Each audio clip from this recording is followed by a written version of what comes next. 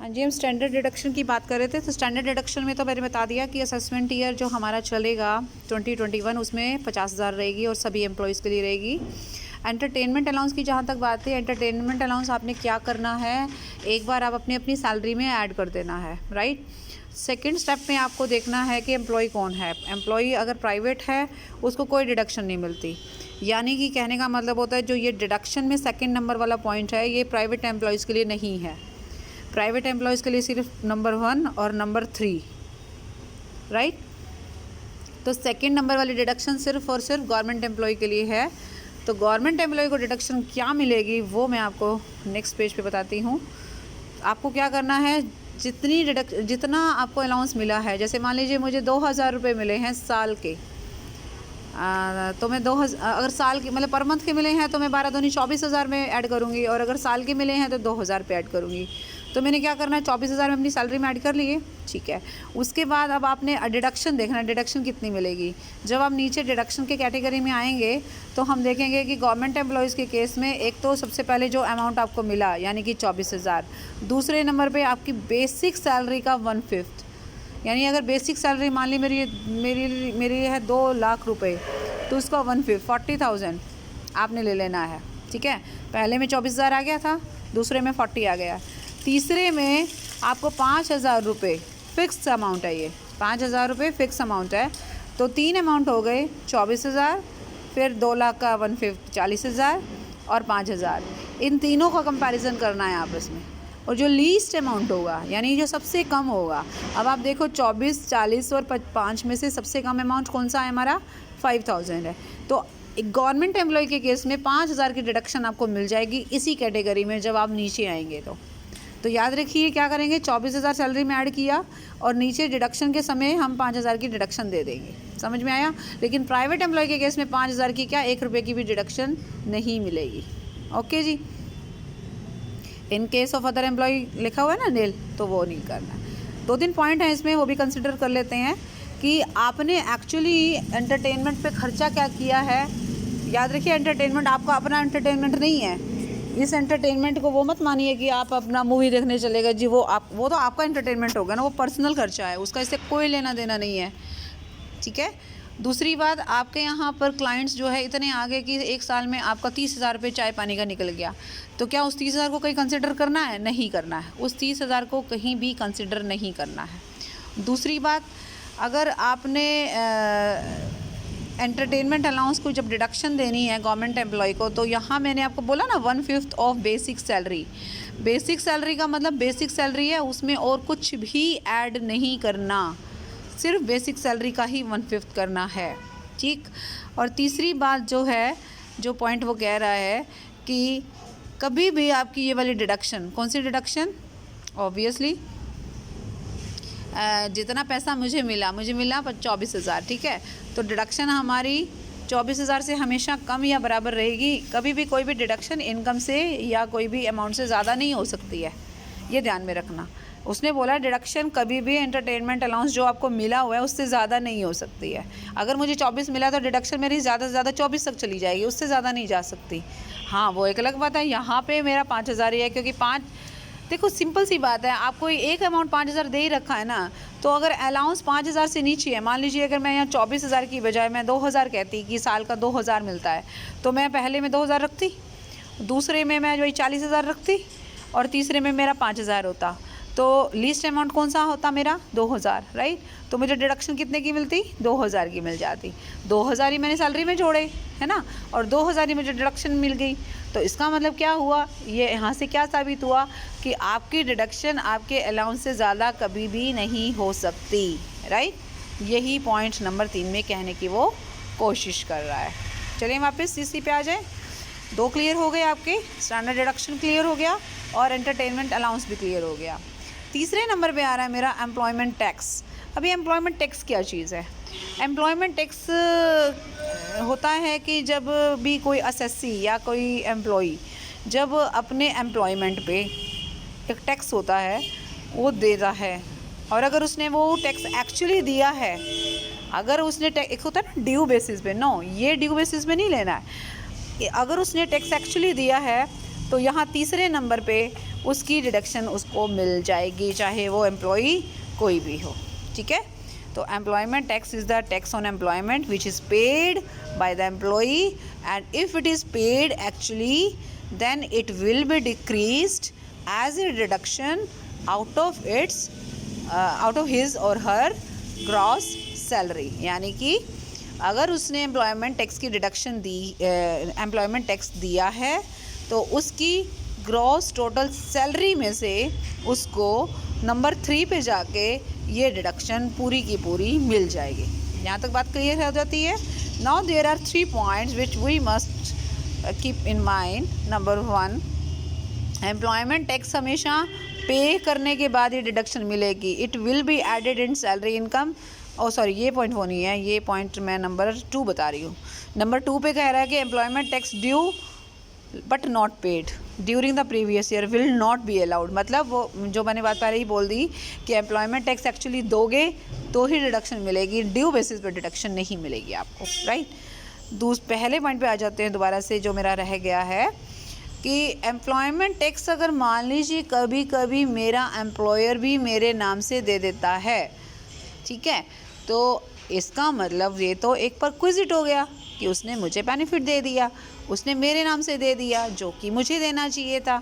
तो क्या करूँगी, अगर मेरे नाम से उसने दिया है तो एक बार मेरी सैलरी में ऐड हो जाए ना, क्योंकि वो तो उसका मेरे को बेनिफिट हो गया, तो बेनिफिट टैक्सेबल हो गया ना, एक बार सैलरी में ऐड हो जाएगा एंड उसके बाद आपको डिडक्शन नीचे मिल जाएगी, राइट। अब आप कहोगे मैडम आप जब आपने दिया ही नहीं तो डिडक्शन आपको क्यों मिलेगी? भाई मैंने ऊपर सैलरी में ऐड तभी तो किया है। देखो, अगर डिडक्शन लेनी है तो सैलरी में भी ऐड करो, डिडक्शन नहीं लेनी तो सैलरी में छोड़ दो, सिंपल। नॉर्मल केसेस में हमारा एम्प्लॉयर नहीं देता टैक्स हम ही देते हैं। कभी कभी ऐसा हो सकता है कि आपका एम्प्लॉयर आपके नाम से टैक्स दे देता है, इन दैट केस आपको ये एम्प्लॉयमेंट टैक्स का अमाउंट आपकी सैलरी में ऐड करना है और उसके बाद नीचे डिडक्शन में इस अमाउंट को लेस कर देना है, ठीक है। नंबर 3 पे आ जाते हैं। इनकम टैक्स डिपार्टमेंट इसका अमाउंट फिक्स नहीं करता, कितना भी टैक्स दो सारे की सारी की डिडक्शन मिल जाएगी, ठीक है। लेकिन कॉन्स्टिट्यूशन ऑफ इंडिया का एक आर्टिकल है 2076, उसमें अमाउंट हमारा 2500 रुपये पर एनम फिक्स किया है, इससे ज़्यादा नहीं हो सकता। वो कहता है कि इनकम टैक्स डिपार्टमेंट को कोई प्रॉब्लम नहीं है, आपने जितना टैक्स दिया सारे की डिडक्शन ले लो, लेकिन जो हमारा कॉन्स्टिट्यूशन ऑफ इंडिया है उसमें कुछ क्लॉजेज हैं जो ये कहते हैं कि कोई भी employee total amount payable in respect of any person, कोई भी पर्सन जब वो देता है ना स्टेट को या किसी म्यूनिसिपल कमेटी को, डिस्ट्रिक्ट बोर्ड को, लोकल बोर्ड को या local authority in the state, मतलब टैक्स तो ऑब्वियसली किसी ना किसी अथॉरिटी को आप दोगे ना, टैक्स कोई प्राइवेट बंदा तो नहीं लेगा, कोई ना कोई अथॉरिटी लेगी। तो वो प्रोफेशनल टैक्स जो होता है, प्रोफेशन का हो गया, ट्रेड का हो गया, और ये कॉलिंग, एम्प्लॉयमेंट, ये सब एक तरह से उसके काम धंधे ही हैं, राइट। तो वो 2500 रुपये से ज़्यादा नहीं हो सकता, एंड 2500 पर मंथ नहीं है, 2500 रुपये पर एनम है, ओके जी। तो ये वाला पॉइंट अभी तक ऐसा मैंने कोई क्वेश्चन नहीं देखा जिसमें ऐसा कुछ आया हो, लेकिन अगर आ जाए तो देखो इनकम टैक्स के हिसाब से कोई प्रॉब्लम नहीं है, लेकिन कॉन्स्टिट्यूशन के हिसाब से प्रॉब्लम है। आप जो भी चीज़ उस पर फॉलो करो, उसका नीचे वर्किंग नोट ज़रूर दो कि इनकम टैक्स के डिपार्टमेंट को कोई प्रॉब्लम नहीं है इसलिए मैं 2500 से ऊपर लेस कर रहा हूँ, और कॉन्स्टिट्यूशन को प्रॉब्लम है इसलिए 2500 लेस कर रहा हूँ। हो सकता है एक आध क्वेश्चन कोई न्यूमेरिकल में दिख जाएगा, हम देख लेंगे तब कि इसका कैसे हमने ट्रीटमेंट करना है। लेकिन जैसे जो भी ट्रीटमेंट करोगे, हमेशा कभी भी कोई भी क्वेश्चन हो बेटा, उसमें वर्किंग नोट्स देना मत भूलिए।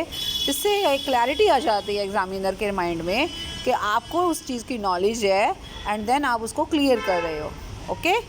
तो ये थी हमारी तीनों तरह की deduction number 1 standard deduction, deduction number 2 entertainment allowance, और डिडक्शन नंबर 3 एम्प्लॉयमेंट टैक्स। अब ज़रूरी नहीं है कि हर एम्प्लॉयर के हिस्से में तीनों डिडक्शन आए। पहली डिडक्शन तो सभी के हिस्से में आएगी, कंपलसरी है। मैं आपको एक चीज़ और बताना चाहती हूँ, मान लीजिए मेरी ग्रॉस टोटल सैलरी काउंट की मैंने, मेरे को साल के सिर्फ 40,000 मिले हैं, तो स्टैंडर्ड डिडक्शन 50,000 नहीं लेस करनी है, फिर 40 ही लेस करनी है, ध्यान में रखिएगा। डिडक्शन कभी भी इनकम से ज़्यादा नहीं हो सकती है, ठीक है। स्टैंडर्ड डिडक्शन 50,000 फिक्स है, तो अगर आप 40 में से 50,000 लेस करोगे तो वो तो -10,000 हो जाएगा ना। सैलरी कभी माइनस में नहीं होती है, ध्यान में रखना। बाकी सब नहीं, जैसे बिजनेस में लॉस हो सकता है, माइनस में जा सकता है, सैलरी कहाँ से माइनस में हो सकती, नहीं हो सकती।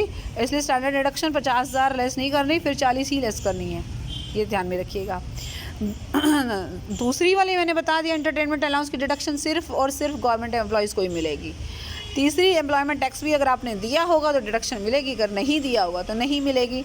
यानी कि बाकी की दोनों तो कंडीशनल है, लेकिन पहली वाली मैंडेटरी है और वो मिलनी ही मिलनी है, उसे आप रोक नहीं सकते। ओके जी, तो ये हमारा टॉपिक था डिडक्शन का। अब मैं आपको एक आध क्वेश्चन करवाना चाह रही हूँ रैंडमली, कि बीच में से कोई उठा लिया मैंने, जैसे 37 न्यूमेरिकल उठा लिया। हम इस चैप्टर को आज कंप्लीट करेंगे हर हालत में। मैं पढ़ रही हूँ इस क्वेश्चन को। कंप्यूट का मतलब कैलकुलेट हो गया। Income from salary of Shri Yashwant for the previous year ending 31 March 2020 from the following details. 31 मार्च 2020 को जो ईयर एंड हो रहा है उसकी, यानी 19-20 हो गया ना, तो उसकी सैलरी को कैलकुलेट कीजिए। चलिए, नंबर 1 है salary 27,500 per month and dearness allowance 60% of salary. Basic salary मेरी 27,500 है, मल्टीप्लाई बाय 12 कर दूंगी। ये आपने देखना है, मल्टीप्लाई बाय 12 करके 330 आ गई है। और डियरनेस अलाउंस इसका 60% है, तो 330 का 60% करो तब भी 198 आएगा। और अगर मैं 27,500 का 60 करके फिर 12 से मल्टीप्लाई करूं तब भी मेरा 198 आएगा। आप दोनों तरीके से कर सकते हो, राइट। दूसरे नंबर पे आ रही हूँ। एम्प्लॉयर को ने प्रोवाइड किया है उसको एक small motor car for official and personal use. Mix use हो गया, ठीक है। Expenses are borne by employer. Expenses जो है एम्प्लॉयर के ही होते हैं। ये फैसिलिटी प्रोवाइड की गई है 1 अगस्त 2019 को, राइट। अगस्त, सितंबर, अक्टूबर, नवंबर, दिसंबर, जनवरी, फरवरी, मार्च, 8 महीने बनते हैं। 8 महीने उसने कार की सुविधा ली है, लेकिन मिक्स यूज़ कर रहा है वो। Prior he use the car for commuting between residence and office and official work. इससे पहले भी वो इसका इस्तेमाल ऐसे ही कर रहा था। एक सेकेंड, जब इस फैसिलिटी को मिला ही 1 अगस्त को है, तो इससे पहले क्या इस्तेमाल कर रहा? अच्छा, इससे पहले इसका जो एम्प्लॉयर था वो खुद कर रहा था। एम्प्लॉयर इस कार का इस्तेमाल खुद कर रहा था मिक्स यूज़ के लिए। अब उसने एम्प्लॉई को दे दी, उसने भी मिक्स यूज़ करना शुरू किया, मतलब ऑफिस के लिए भी और ऑफिस घर के लिए भी। तो गाड़ी के बारे में आपको याद ना हो तो मैं आपको याद दिला देती हूँ कि अगर आपको छोटी कार दी है और उसका मिक्स यूज़ है तो 1800 रुपये पर मंथ के हिसाब से आपके लिए टैक्सेबल हो जाते हैं।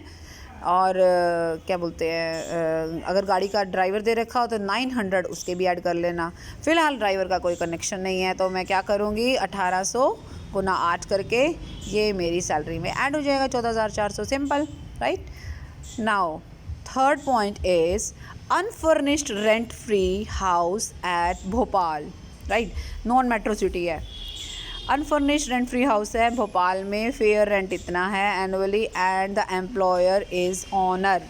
एम्प्लॉयर ऑनर है, ठीक है। अच्छा, अब वो क्या करते हैं कि नॉन मेट्रो सिटी है, ओके। रेंट फ्री अकोमोडेशन है, ठीक है। ये याद रखना, रेंट फ्री अकोमोडेशन सबके लिए टैक्सेबल है। कार की फैसिलिटी सिर्फ स्पेसिफिक एम्प्लॉय के लिए टैक्सेबल थी। स्पेसिफिक एम्प्लॉय तभी होता है बेटा जब आपका या तो आप डायरेक्टर होते हैं या आपके पास 20% वोटिंग राइट्स वाले शेयर या 20% आपके पास सब्सटेंशियल इंटरेस्ट होता है। और तीसरा था कि या फिर आपकी ग्रोस टोटल इनकम 2 लाख से ज़्यादा होती है। तो यहाँ तो सैलरी मेरी 3.5 लाख के अराउंड तो ऊपर ही हो गई है, डीए मिला के तो 500 भी ऊपर चली गई। तो इसका मतलब मैं स्पेसिफिक एम्प्लॉय हो गई। स्पेसिफिक एम्प्लॉय थी तभी कार का मैंने करना है, अदरवाइज़ कार का आपका एग्जाम्प्ट हो जाएगा, ठीक है। जो रेंट फ्री एकोमोडेशन है वो सभी के लिए टैक्सेबल है, इसलिए इसमें कोई टेंशन ही नहीं है। भोपाल वैसे है, तो रेंट फ्री हाउस में क्या कर रखा है, 36,000 रुपये फेयर रेंट है और एम्प्लॉयर जो है उसका ऑनर है। अब रेंट फ्री एकोमोडेशन में क्या करते हैं, हम इसमें ये नहीं देखते कि फेयर रेंट क्या है, हमें उसकी कोई ज़रूरत नहीं है, ठीक है। ऑनर हम है ना, तो हम क्या करेंगे, जब हमें कुछ नहीं बता रखा है और हम ये मान कर चलेंगे कि आपको याद हो तो पॉपुलेशन के बारे में करते थे ना, 10 लाख से नीचे 7.5 ऑफ सैलरी। 10 लाख और 25 लाख के बीच में हमारा था 10% ऑफ सैलरी, और 25 लाख से ऊपर पॉपुलेशन वाले एरिया में हम करते थे 15% ऑफ सैलरी। तो जब कुछ बता ही नहीं रहा तो हम क्या मानेंगे, हम इसको क्राउडेड एरिया ही मानेंगे, 25 से ऊपर मानेंगे। एज्यूम कर लीजिए पॉपुलेशन 25 लाख से ऊपर है, तो मेरी बेसिक सैलरी कहाँ गई, बेसिक सैलरी ये हो गई। और इसमें हम डीए तभी जोड़ते हैं बेटे जब वो सेवा की शर्तों के अनुसार हो, और सारे टैक्सेबल अलाउंस जोड़ते हैं। मेरे हिसाब से अभी कोई अलाउंस इसने कहीं दिया नहीं हुआ है, हालांकि मुझे क्वेश्चन पहले पूरा पढ़ना चाहिए, लेकिन थोड़ा सा मुझे आइडिया है, इसलिए मैं ये देख पा रही हूँ कि कोई भी ना और कोई टैक्सेबल अलाउंस नहीं है। अगर होता तो मैं ज़रूर ऐड करती।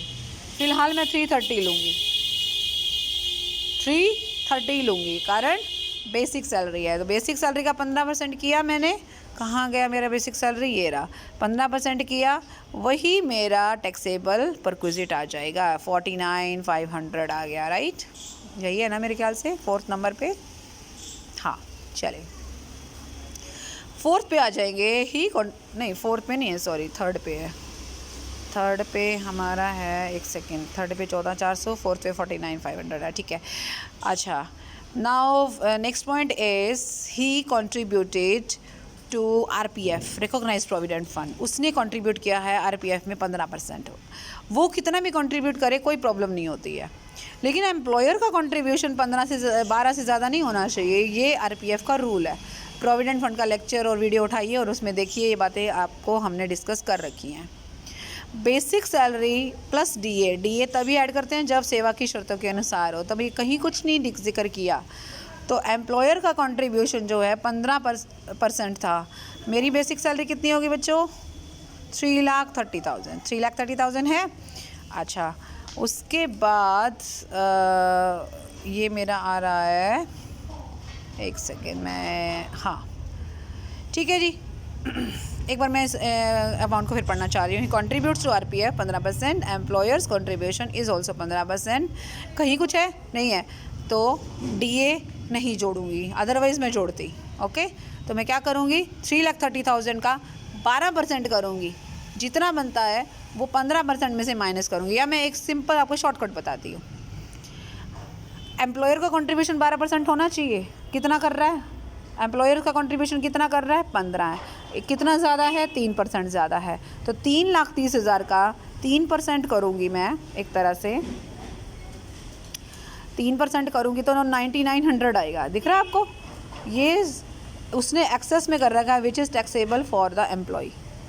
कोई भी एम्प्लॉयर अपने एम्प्लॉय के लिए रिकॉग्नाइज प्रोविडेंट फंड में 12% से ज़्यादा अगर कंट्रीब्यूशन करता है तो वो एक्स्ट्रा अमाउंट हमारा टैक्सेबल होता है। तो 9,900 तभी आया जब मैंने 3,30,000 का 3% किया। अब आ गया जो 5600 रुपये इंटरेस्ट भी ऐड हो गया है हमारे आरपीएफ के फ़ंड में, वही जो मैंने भी कंट्रीब्यूट किया उसने भी किया, और 14% के रेट से। रेट ऑफ इंटरेस्ट भी हमारा 9.5% होना चाहिए, इससे ज़्यादा नहीं होना चाहिए। और 5600 रुपये इंटरेस्ट है, इट मीन्स कि अब मैं कैसे निकालूँ 5600 रुपये इंटरेस्ट, अगर 14 पॉइंट के रेट से है तो 9.5 के हिसाब से कितना इंटरेस्ट बनेगा। सिंपल फार्मूला लगाइए, मैथमेटिकल कैलकुलेशन है ये तो, कि 5600 बाई 14 मल्टीप्लाई बाई 9.5, ठीक है। तो आप निकालोगे एक्सेस में जितना इंटरेस्ट आएगा वो मेरा बनता है 1800। आप करके देखना इस चीज़ को, ऐसे नहीं। फिर से बता रही हूँ, 5600 कितने का है, 14 के लिए, मतलब 14 के लिए कितना है 5600, एक के लिए होगा 5600 बाई 14 14, एंड 9.5 के लिए कितना है 5600 बाई 14 मल्टीप्लाई बाई 9.5। ये मेरा बन जाएगा, जितना भी बनेगा ना, तो वो 9.5 का होना चाहिए, मान लो मेरा 2000, और 14 के हिसाब से मेरे को मिल रहा है 3000, तो ज़्यादा कितना हो गया 1000। वो 1000 रुपये मैं यहाँ ऐड कर लूँगी, ठीक है। फिर से बता रही हूँ, जो इंटरेस्ट होता है ना आरपीएफ का, वो एम्प्लॉयर और एम्प्लॉय का दोनों का पैसा जब फंड में डाला जाता है ना, उसके ऊपर जो इंटरेस्ट आता है वो होता है। और ये इंटरेस्ट 9.5 से ज़्यादा नहीं होना चाहिए, लेकिन यहाँ पर ये इंटरेस्ट का रेट 14% है। तो मैं क्या करूँगी, अपना इंटरेस्ट 9.5 के हिसाब से निकाल के जो एक्सेस अमाउंट है वही मैं इसमें ऐड कर दूँगी, राइट। अब आ जाते हैं आगे। Employer provided him free telephone facility at his residence and bills paid by the employer during the previous year. 3600 रुपये के जो टेलीफोन के बिल्स हैं वो हमारे एम्प्लॉयर ने हमारे लिए पे कर दिए हैं। कोई दिक्कत नहीं है, टेलीफोन की फैसिलिटीज़ सबके लिए टैक्स फ्री है, तो यहाँ एग्जम्प्ट हो जाएगा। देख लेना आप करके, एग्जम्प्ट है। टेलीफोन एग्जाम दिख रहा है आपको? ओके। आप चाहो तो यहाँ से उड़ा भी सकते हो, लेकिन मेरे हिसाब से आपको सारे पॉइंट्स लिखना चाहिए। जो एग्जाम्प्ट है उसके आगे एग्जाम्प्ट लिखिए, जो नहीं है उसके आगे कैलकुलेशन करके दिखाइए, ठीक है। और लंबी चौड़ी कैलकुलेशन हो ना तो यहाँ नहीं करनी है, फिर वर्किंग नोट्स में करनी है। फिर आ जाता है हमारा नेक्स्ट पॉइंट, दैट इज़ कहाँ गया? He is provided free meal. Such a facility is given for 248 days during the previous year. 248 दिन के लिए उनको खाना फ्री में मिलता है। कॉस्ट जो है 65 रुपीज़ है। 65 रुपीज़ एक खाने की कीमत है, तो 248 दिन उसको खाना मिला, तो 248 को मैं 65 से मल्टीप्लाई कर लूँ एक बार, तो ये ख़र्चा फ्री में उसने किया मेरे ऊपर। लेकिन आपको शायद याद ना हो तो याद फिर से दिला दूँ कि जो खाना होता है वो आपका पूरी तरह से टैक्स फ्री परक्विजिट नहीं होता। ये परक्विजिट है, इसमें 50 रुपये पर मील तक तो टैक्स फ्री है, बाकी परक्विजिट आपका टैक्सेबल है। तो मैं काम करती हूँ, 50 रुपये पर मील का मतलब होता है 65 रुपये, तो उसने बोल ही दिया रेट, तो 65 में से 50 तो टैक्स फ्री हो गया ना, 15 रुपये मील हो गया ना। तो कितने दिन का? 248 का। तो 248 को 15 से मल्टीप्लाई में कर लूँगी, तब भी एक ही मेरा आंसर आएगा। या अगर आप लंबे तरीके से करना चाहते हो वो भी बता देती हूँ कि 65 मल्टीप्लाई बाई 248, ठीक है, माइनस 50 मल्टीप्लाई बाई 248, और उन दोनों का जो डिफरेंस आएगा वो यही आएगा जो इसने निकाल रखा है। शॉर्टकट किया करो, थोड़ा सा स्मार्ट फंक्शनिंग होनी चाहिए हमारी, ठीक है। आंसर सेम आएगा, थोड़ा सा स्मार्ट किया कि 50 रुपये तक तो मेरा टैक्स फ्री है, 65 रुपये उसने खर्चा कर रखा है, 248 दिन खर्चा है, तो 15 रुपये के हिसाब से ही तो मेरा टैक्सेबल हुआ ना, ठीक है जी। नेक्स्ट चलते हैं, एम्प्लॉयर डिडक्ट, एक सेकेंड कहाँ गया, हाँ आगे एक और भी है। Free use of health club facility provided by the company and cost of such facility.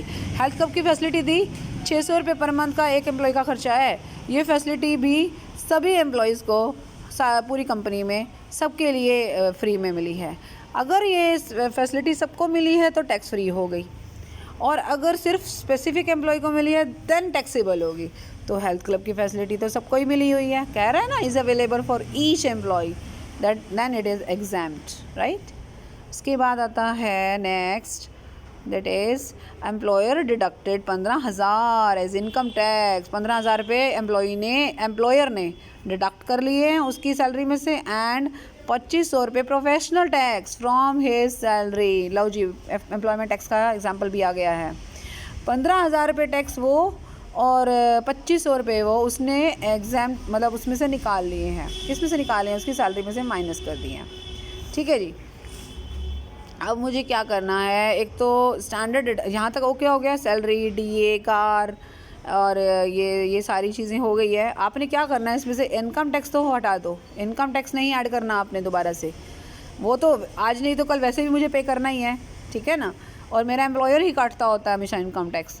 उसके अलावा 2500 रुपये जो प्रोफेशनल टैक्स हो गया वो क्या करूँगी, तो स्टैंडर्ड डिडक्शन सबसे पहले ग्रॉस सैलरी देख ली मैंने। ग्रॉस सैलरी आगे मेरी 6,07,320।